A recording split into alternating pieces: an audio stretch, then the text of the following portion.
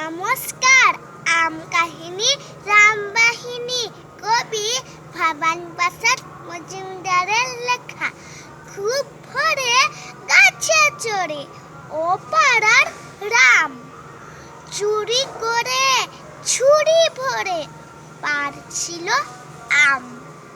সারা পেয়ে এলো ঢের, লাঠি হাতে মালি বলে, পাজি পুরো গাছি করে দিলি খালি।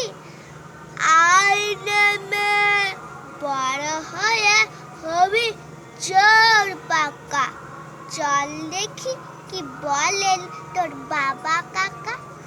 রাম বলে, কোথা যাবে তুমি হাড্ডা হবা, ওই দেখো বগ ডালে বসে